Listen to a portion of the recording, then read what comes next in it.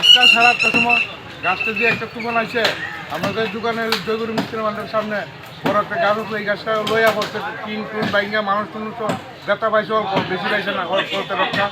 আপনি দেখেন তার সিরা টিরা যে অবস্থা, গাড়িগুলো বড় তারপর আসতো না, গাড়ি থাকলে গাড়িও বাংলাদেশ 4-5টা গাড়ি তাই সবসময় দোকানে যাবো।